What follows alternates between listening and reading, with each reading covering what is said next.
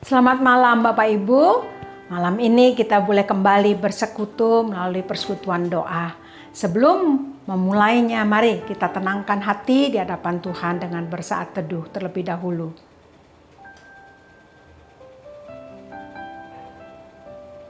Amin. Mari kita naikkan pujian, kita bertemu lagi.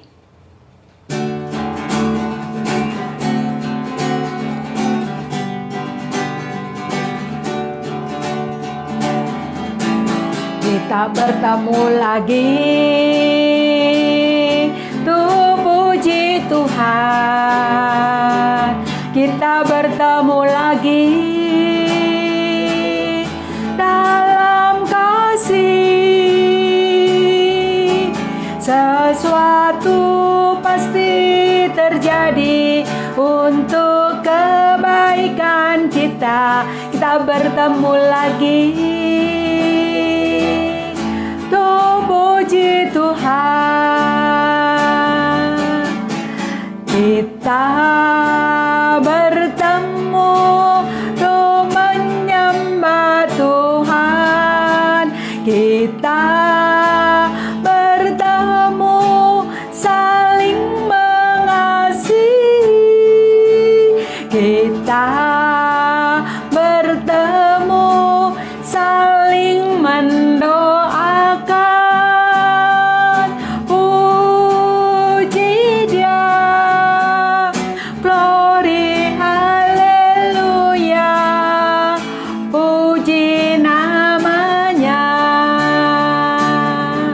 Kita bertemu lagi, tuh puji Tuhan. Kita bertemu lagi dalam kasih. Sesuatu pasti terjadi untuk kebaikan kita. Kita bertemu lagi. Puji Tuhan, kita bertemu untuk menyembah Tuhan. Kita bertemu saling mengasihi. Kita bertemu saling mendoakan.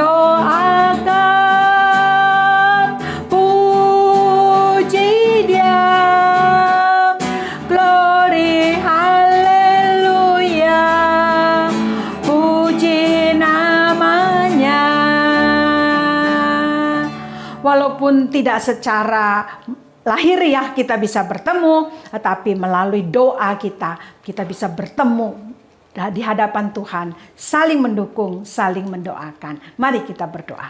Bapa di dalam surga, kami bersyukur dan berterima kasih. Sekali lagi kami boleh kembali memuji-muji nama Tuhan di dalam persekutuan doa malam ini. Kiranya Engkau memberkati pujian kami, lebih daripada itu kami juga ingin merenungkan kebenaran firman-Mu yang boleh membekali kehidupan kami. Terima kasih Tuhan, berkati persekutuan kami. Dalam nama Tuhan Yesus kami sudah berdoa. Amin. Mari kita naikkan pujian dari NR 227, Tiada Sahabat Seperti Yesus.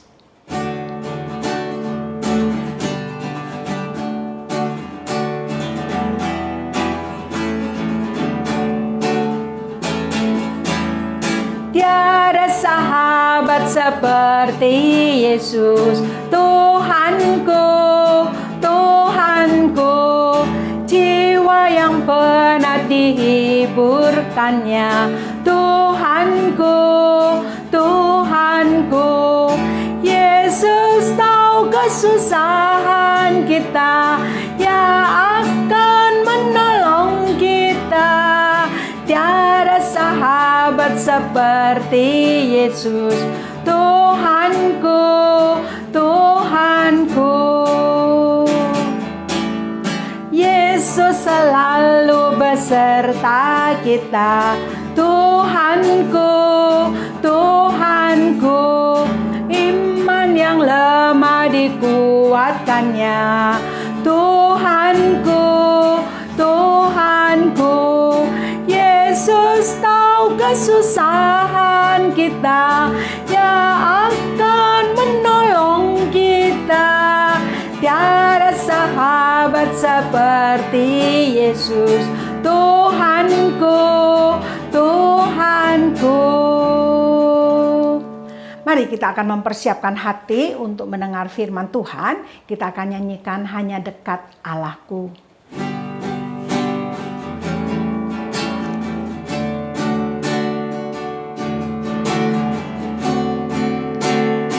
Hanya dekat Allahku, rasa tenang hatiku, Kau sertai jalanku sepanjang hidupku.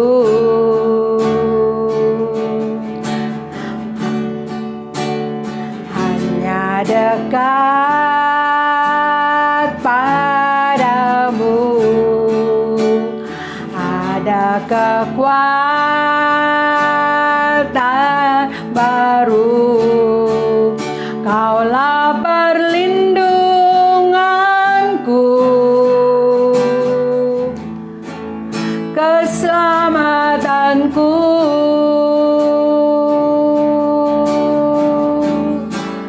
Ku ingin selalu bersekutu denganmu, menikmati hadiratmu. Biarkan rohmu tinggal dalam hidupku. Sungguh indah bersamamu selamanya.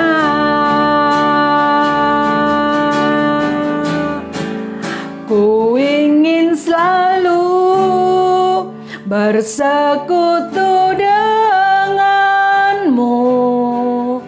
menikmati hadiratmu.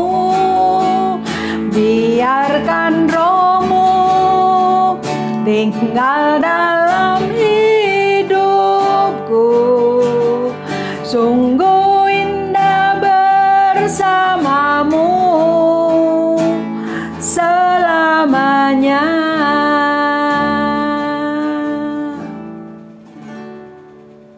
Mari kita berdoa.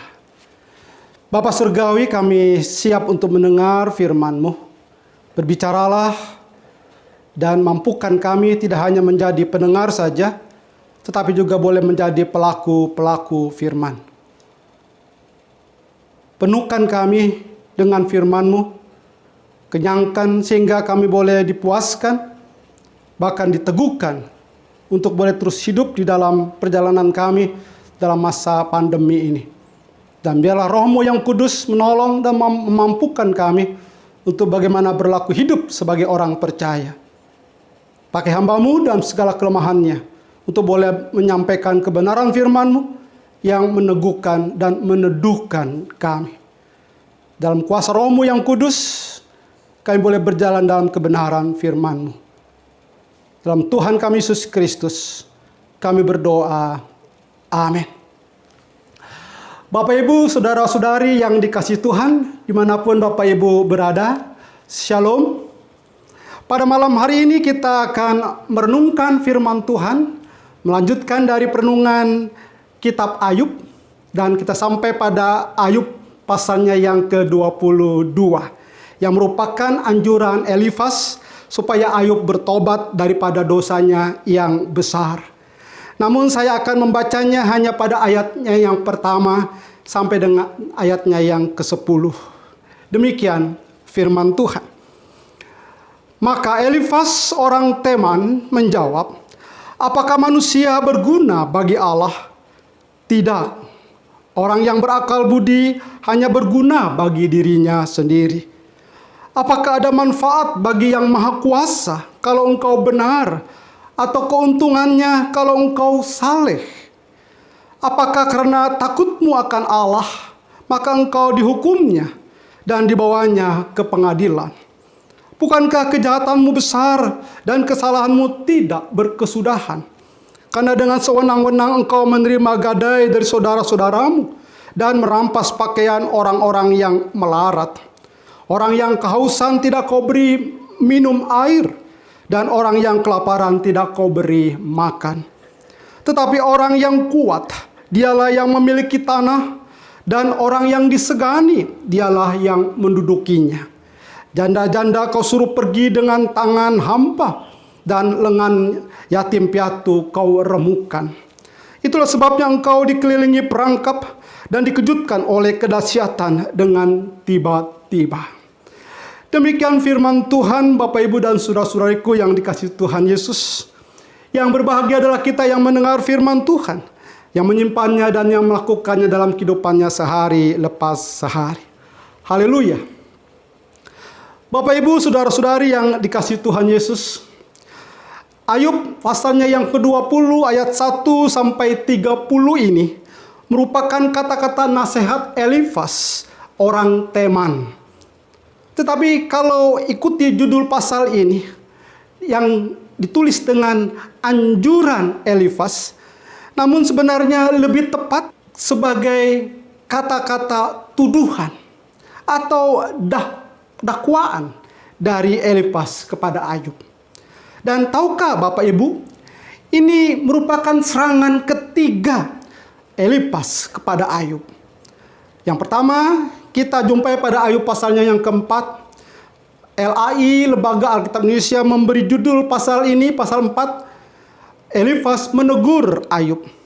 Jadi kata-kata teguran, bukan nasihat, apalagi kata-kata penghiburan. Dan ya, serangan yang kedua kita temukan pada Ayub pasalnya yang ke-15, yang merupakan pendapat Elifas bahwa orang fasik akan binasa. Seolah-olah kalau mengikuti judul dari pasal ini, pasal yang ke-15, Elifas menuduh Ayub berlaku hidup fasik. Sebab itu pada bagian yang ketiga ini merupakan serangan yang ketiga yang saya katakan tadi. Saat kesempatan berbicara, sepertinya Elifas tetap konsisten pada anggapannya atau pendapatnya bahwa Ayub hidup fasik. Karena di pasal ini, dalam pasal 22, ia menganjurkan supaya Ayub bertobat daripada dosanya yang besar. Jemaat yang dikasihi Tuhan Yesus, tuduhan sahabat-sahabat Ayub mulai dari pasal ini dan di pasal-pasal selanjutnya yang akan segera kita akan renungkan. Seperti halnya Elifas terlihat semakin kentara. Dikatakan bahkan secara terang-terangan. Bahkan boleh dikatakan semakin kasar dan brutal. Yang menuduh Ayub sebagai orang munafik. Bapak, Ibu, saudara-saudari yang dikasihi Tuhan Yesus, bagaimana pemahaman Elifas tentang Allah? Pada pasal ini, ayatnya yang pertama sampai ayat yang kelima, kita menemukan pandangan atau pemahaman Elifas tentang Allah. Dimulai dengan pertanyaan yang dimulai dengan kata apakah. Ada 3 kali kata apakah. Pada ayat yang kedua, apakah manusia berguna bagi Allah? Tidak. Orang yang berakal budi hanya berguna bagi dirinya sendiri. Pada ayat yang ketiga, apakah yang kedua ini adalah apakah ada manfaatnya bagi yang maha kuasa kalau engkau benar, atau keuntungannya kalau engkau hidup saleh. Dan apakah yang ketiga pada ayatnya yang keempat, apakah karena takutmu akan Allah maka engkau dihukumnya dan dibawanya ke pengadilan. Bapak, Ibu, saudara-saudari yang dikasihi Tuhan Yesus, di sini kita melihat pemahaman Elifas tentang Allah sebagai pribadi yang menyendiri di ketinggiannya yang membeku, di sorganya yang jauh di sana. Tidaklah dapat prihatin secara pribadi tentang kebajikan atau kejahatan manusia. Tidak ada hubungannya maksudnya dengan kebajikan ataupun kejahatan manusia. Sebab itu penyebab dari penderitaan yang dialami Ayub adalah karena kejahatannya. Itulah yang ditegaskan oleh Elifas pada ayatnya yang kelima. Bukankah kejahatanmu besar dan kesalahanmu tidak berkesudahan? Jemaat yang dikasihi Tuhan Yesus, pertanyaan kita sekarang adalah apakah benar pemahaman Elifas tentang Allah yang sedemikian? Jawabnya, salah.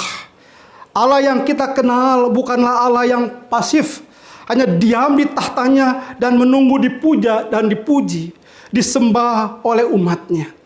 Sebaliknya dia aktif berinteraksi dengan umatnya karena kasihnya. Seperti yang dikatakan oleh Rasul Yohanes dalam Injil Yohanes pasal 3 ayatnya yang ke-16. Karena begitu besar kasih Allah akan dunia ini, sehingga ia telah mengaruniakan anaknya yang tunggal, supaya setiap orang yang percaya kepadanya tidak binasa, melainkan beroleh hidup yang kekal. Namun bagi Elifas, saudara, Allah telah mengatur hukum untuk dunia. Bila manusia mentaati hukum-hukum Allah tersebut, dia akan berbahagia. Sebaliknya bila tidak mentaatinya, maka manusia akan menderita karena ketaatannya pastinya pada hukum Allah tersebut. Hidup dalam kejahatan maka sepatutnya menderita. Begitu pemahaman Elifas. Tidak ada hubungannya dengan Allah yang ada di sana, dan tidak ada lagi pengampunan yang daripada Allah. Bagi Elifas, saudara, tidak ada salib di Golgota. Bagaimana kasih dan kegetiran pergumulan Allah apabila ia melihat manusia yang berdosa, dan bagaimana sukacita Allah bila mana manusia menempatkan dirinya dalam hubungan yang benar dengannya. Bapak Ibu yang dikasihi Tuhan Yesus, bersyukur kita memiliki dan dimiliki oleh Allah yang bukan Allahnya Elifas. Allah yang kita kenal, Allah yang memiliki hidup kita adalah Allah yang turut merasakan pergumulan dan penderitaan umatnya. Haleluya. Sebab dia Allah yang telah menjadi sama seperti kita, bahkan mengalami penderitaan di atas kayu salib. Seperti yang disaksikan oleh penulis surat Ibrani dalam Ibrani pasal 4 ayat 15 hingga yang ke-16. Yang dikatakan demikian. Sebab imam besar yang kita punya bukanlah imam besar yang tidak dapat turut merasakan kelemahan-kelemahan kita. Artinya yang merasakan kelemahan-kelemahan kita. Sebaliknya sama dengan kita. Ia telah dicobai, hanya tidak berbuat dosa. Ayat yang ke-16, sebab itu marilah kita dengan penuh keberanian menghampiri tahta kasih karunia, supaya kita menerima rahmat dan menemukan kasih karunia untuk mendapatkan pertolongan kita pada waktunya. Perhatikan saudara, ada kalimat untuk mendapat pertolongan kita pada waktunya. Jadi apapun pergumulanmu hari ini, karena masa pandemi yang tidak tahu kapan akan berakhirnya, dan hidup kita menjadi seperti ini, kita dapat menghampiri tahta kasih karunia-Nya untuk mendapatkan pertolongannya. Kita melihat bagaimana banyak saudara kita yang dalam pergumulan oleh karena virus corona ini. Namun mereka boleh keluar sebagai pemenang, karena ada Tuhan yang merasakan kelemahan mereka. Bapak Ibu saudara-saudari yang dikasihi Tuhan Yesus, alih-alih Elifas dan para sahabat Ayub ini menjadi pembela Allah, mereka malah menjadi pembela iblis dengan bersikuku bahwa orang yang dinyatakan Allah sebagai hambanya itu adalah milik iblis. Kita dapat membayangkan iblis pasti sedang menyeringai senang sebab tim, tanda kutip, yang datang mengunjungi Ayub ini, yang pastinya tanpa diundang oleh iblis, datang yang semula berniat menghibur Ayub, sebaliknya sedang mengarahkan Ayub agar mengutuki Allahnya. Bukankah ini maunya iblis, saudara? Dan bila itu terjadi, dialah yang tampil sebagai pemenang, bukan?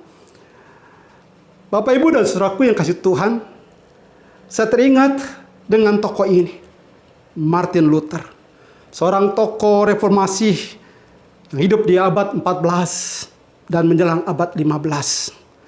Setelah ia memakukan 95 dalil atau tesis pada tanggal 31 Oktober 1517 di pintu gereja di kastil di Wittenberg, Jerman.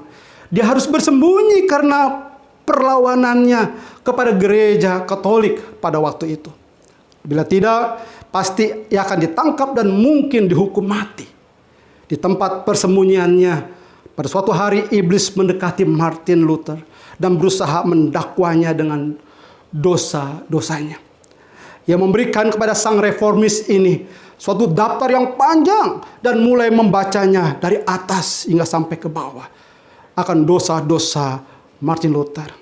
Ketika iblis itu selesai membaca, berkatalah Luther, "Berpikirlah sedikit lebih keras, engkau pasti lupa beberapa dosa yang lain." Hal itu dilakukan kembali oleh iblis, dan ia menambahkan pada daftar yang sudah begitu panjang akan dosa-dosa Luther.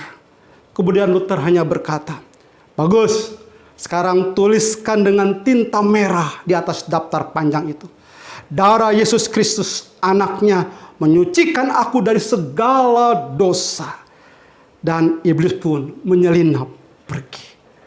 Bapak Ibu saudara-saudaraku yang dikasihi Tuhan Yesus, berbeda dengan iblis yang menyelinap pergi.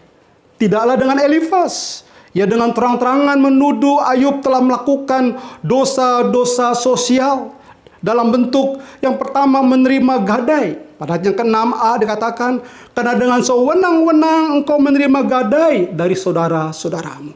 Yang kedua, dosa sosial itu adalah tidak peduli terhadap orang miskin. Pada ayat yang ke-6b dan ayat yang ke-7. Dan merampas pakaian orang-orang yang melarat. Ayat yang ke-7-nya, orang yang kehausan tidak kau beri minum air. Dan orang yang kelaparan tidak kau beri makan. Dan dosa sosial yang ketiga, yaitu menelantarkan para janda dan yatim piatu. Seperti pada ayat yang ke-9. Janda-janda kau suruh pergi dengan tangan hampa, dan lengan yatim piatu kau remukan. Jemaat yang dikasihi Tuhan Yesus, tuduhan Elifas yang tidak mendasar, bahkan memfitnah Ayub dengan sejumlah dakwaan palsu, sebagaimana kita baca pada ayat yang ke-6 dan 9 tadi, dengan dosa-dosa sosial yang menyengsarakan sesamanya. Menurut Elifas, dosa sosial itulah yang menyebabkan Ayub menderita karena Allah membalas perbuatan jahatnya. Dengan yakin Elifas berkata pada ayat yang ke-10, bukan? "Itulah sebabnya engkau dikelilingi perangkap dan dikejutkan oleh kedahsyatan dengan tiba-tiba." Dalam terjemahan bahasa Indonesia sehari-hari ditulis, "Karena itu di sekitarmu kini penuh jebakan, dan dengan tiba-tiba hatimu diliputi ketakutan."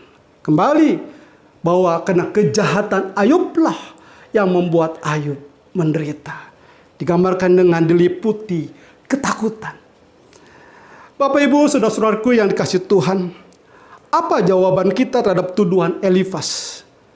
Di mana kita menemukan tuduhan Elifas yang tidak mendasar ini, bahkan menjadi sebuah fitnah semata-mata bagi Ayub, bukan? Maka jawabannya kita harus kembali kepada awal kitab Ayub ini. Yaitu di pasal pertama, pada ayatnya yang pertama disebutkan bahwa Ayub adalah seorang yang saleh dan jujur. Ia takut akan Allah dan menjauhi kejahatan. Ayub seorang yang saleh, jujur, takut akan Tuhan, dan menjauhi kejahatan. Bapak Ibu saudara-saudaraku yang kasih Tuhan, jangankan perbuatan dosa sosial yang terlihat kentara, nyata, kesalahan yang tak terlihat saja diselesaikan oleh Ayub dengan rohani yang tinggi. Kita bisa melihat pada ayat yang kelima dari pasalnya yang pertama kitab Ayub ini, bukan? Di sana katakan, setiap kali apabila hari-hari pesta telah berlalu, Ayub memanggil mereka, itu anak-anaknya, dan menguduskan mereka. Keesokan harinya pagi-pagi bangunlah Ayub lalu mempersembahkan korban bakaran sebanyak jumlah mereka sekalian. Sebab pikirnya, ini pikir Ayub saudara-saudara, mungkin anak-anakku sudah berbuat dosa dan telah mengutuki Allah dalam hati. Dan ditutup dengan satu pernyataan, demikianlah dilakukan Ayub senantiasa. Jadi dosa yang tidak terlihat sekalipun Ayub sensitif Ayub memiliki kepekaan untuk menyelesaikannya dengan Allahnya. Jadi jelas di sini saudaraku, di mata Allah Ayub pun tidak bersalah. Maka kita bisa berkata saudara-saudara tentang Ayub, is clear, dia tidak berdosa. Lalu bagaimana dengan kita? Bila tuduhan atau dakwaan akan keberosaan kita ditujukan kepada kita, apa jawab kita? Yang pasti jawabannya adalah, I'm not clear, I am a sinner. Saya orang berdosa. Maka solusinya kalau demikian saudara, kita harus seperti anak bungsu dalam perumpamaan Tuhan Yesus dalam Lukas pasal 15 ayat yang ke-11 sampai 32. Tentang perumpamaan anak yang hilang. Kita harus menyadari keberosaan kita dan kembali kepada Bapa yang baik. Pada ayat yang ke-17, 18 dari Lukas pasal 15 ini katakan bahwa lalu ia menyadari keadaannya. Katanya, betapa banyaknya orang upahan Bapakku yang berlimpah-limpah makanannya, tapi aku di sini mati kelaparan. Aku akan bangkit dan pergi kepada Bapakku dan berkata kepadanya, Bapa, aku telah berdosa terhadap sorga dan terhadap Bapa. Bapak, Ibu, dan saudaraku yang kasih Tuhan, hanya dengan pertobatan maka kita akan mengalami persekutuan erat kembali dengan Allah, dan kita akan memiliki kepekaan sebagaimana Ayub untuk boleh terus memiliki persekutuan dengan Allah. Di sini anjuran Elifas supaya bertobat dari pasal 22 ini kita setujui jikalau itu untuk kita tentunya, tapi tidak untuk Ayub. Maka Allah yang baik itu seperti Bapa yang baik akan menyambut tak kala kita kembali kepadanya. Jemaat yang dikasihi Tuhan Yesus, sebagai penutup perenungan ini, inilah yang menjadi kunci kemampuan Ayub bertahan dalam penderitaan, bahkan di tengah-tengah ketuduhan yang keji dari para sahabatnya, adalah persekutuannya dengan Allah. Biarlah kita terus berpegang dan memiliki kehidupan yang seperti ini. Persekutuan yang erat dengan Allah. Persekutuan dengan Allah akan mengaruniakan kepada kita kemungkinan untuk bertahan hidup kendati menghadapi sekian banyak pertanyaan dan keraguan-raguan. Amin.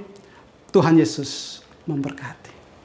Mari Bapak Ibu kita naikkan doa syafaat kita. Mari diawali dengan bersyukur dan memuliakan nama Tuhan. Bapa di dalam surga, kami sungguh bersyukur dan berterima kasih karena Engkau Allah yang sungguh-sungguh mengasihi kami. Engkau Allah yang memelihara di dalam kehidupan kami. Suka duka boleh terjadi dalam kehidupan kami, namun kami boleh melihat tangan penyertaan Tuhan yang tidak pernah meninggalkan kami. Kami sungguh bersyukur dan berterima kasih Tuhan, karena Engkau terus mendampingi, menopang kehidupan kami. Terpujilah nama-Mu Tuhan kekal selama-lamanya, karena hanya Engkau-lah yang patut ditinggikan dan dimuliakan. Dalam nama Tuhan Yesus kami bersyukur. Amin.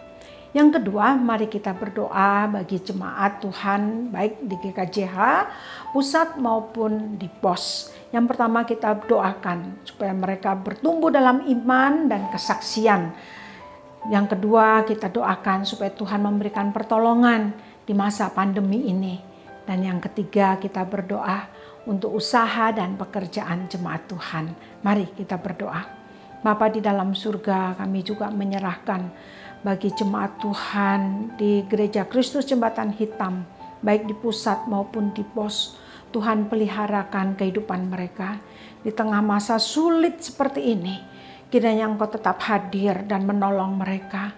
Lebih daripada itu, mereka boleh tetap memiliki pertumbuhan di dalam iman dan pengenalan mereka kepada Tuhan.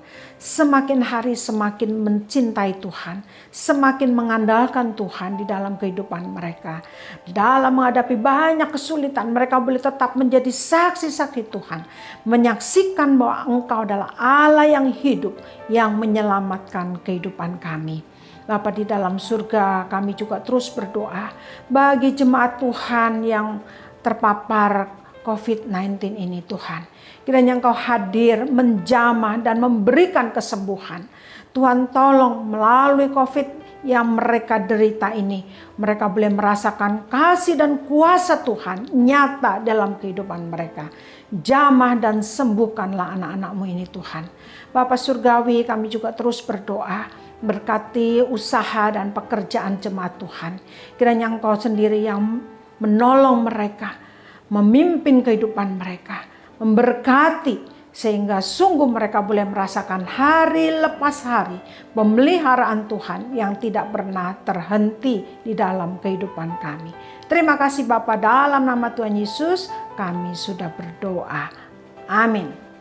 Selanjutnya kita berdoa bagi PAUD Cahaya Kasih. Kita doakan untuk guru-guru, murid, orang tua, dan juga orang tua asuh dan donatur. Mari kita berdoa. Bapa dalam surga, kami juga terus berdoa bagi PAUD Cahaya Kasih yang Tuhan percayakan. Kiranya Engkau menolong dan memberkati rekan-rekan guru, berikan kepada mereka hikmat bijaksana-Mu, kekreatifan, kuat kuasa-Mu, sehingga mereka mengajar dengan kuat kuasa daripada Tuhan, dan mereka boleh dimampukan menyampaikan kepada anak-anak dengan kreatif, dengan baik. Dan anak-anak boleh dimampukan untuk mengerti, berikan kepandaian, sehingga anak-anak boleh semakin hari menunjukkan kemajuan. Sehingga dari yang tidak bisa apa-apa, boleh menjadi anak-anak yang pandai. Berkati orang tua yang membantu, mendampingi mereka, berikan kesabaran bagi mereka. Kami terus berdoa ya Tuhan, berkati para donatur, orang tua asuh yang terus mendukung pelayanan Tuhan di PAUD ini. Biarlah berkat-Mu senantiasa tercurah dalam kehidupan mereka. Berkati usaha dan pekerjaan mereka. Berkati iman mereka boleh juga bertumbuh semakin hari, semakin mengasihi Tuhan. Berkati keluarga mereka, peliharakan mereka. Terima kasih Bapa, dalam nama Tuhan Yesus kami sudah berdoa. Amin. Kita juga berdoa bagi negeri kita Indonesia. Kita doakan pemerintah, masyarakat, dan juga stabilitas ekonomi dan keamanan. Mari kita berdoa. Bapa dalam surga, kami bersama-sama berdoa bagi negeri kami ini, negeri Indonesia. Kiranya Engkau menolong dan memberkati para pemimpin negeri ini Tuhan. Berikan pada mereka kekuatan, kesehatan, hikmat bijaksana-Mu Tuhan. Khususnya di dalam menangani pandemi. Kiranya Engkau tolong mereka sehingga boleh memutuskan keputusan yang tidak merugikan rakyat banyak, tapi sungguh boleh menolong rakyat untuk terlepas dari pandemi ini. Berkati ya Tuhan pemerintah negeri kami, mereka yang berikan kepada mereka hikmat bijaksana-Mu, hati yang takut akan Tuhan. Bapa Surgawi, jikalau ada orang-orang yang berniat jahat terhadap negeri kami ini, kiranya Engkau yang mengendalikan mereka, mempertobatkan mereka. Bapa Surgawi, berkati vaksinasi yang terus dilaksanakan, bahkan dipercepat. Kiranya Engkau menolong dan memakai, sehingga sungguh melalui vaksinasi ini seluruh rakyat Indonesia boleh menerimanya, dan mereka boleh mendapatkan kekuatan di dalam melawan pandemi ini. Bapa Surgawi, kiranya Engkau menolong masyarakat Indonesia ini. Berikan pada mereka pemahaman yang benar terhadap vaksinasi, ketaatan di dalam protokol kesehatan. Tuhan berkati. Bapa Surgawi, kami juga berdoa berikan keamanan bagi negeri kami. Berkati juga untuk stabilitas ekonomi dan keamanan. Kiranya Engkau menolong Tuhan, Engkau menjaga, Engkau melindungi, memberkati negeri ini. Terima kasih Bapa, kami percayakan negeri kami. Dalam nama Tuhan Yesus kami sudah berdoa. Amin. Bapak Ibu saudara-saudari yang dikasihi Tuhan Yesus, kita akan mengakhiri persekutuan doa malam ini dengan doa berkat. Kasih karunia daripada Tuhan Yesus Kristus, kasih daripada Allah Bapa serta persekutuan dengan Roh Kudus menyertai hidupmu dari sekarang sampai Tuhan datang kembali dalam persekutuan dengannya. Haleluya. Amin.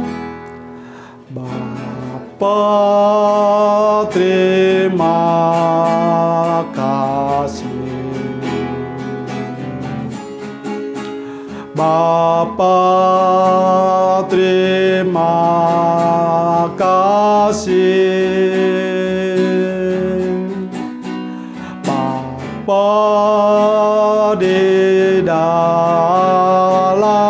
surga. Puji terima kasih. Amin. Selamat malam, Tuhan Yesus memberkati.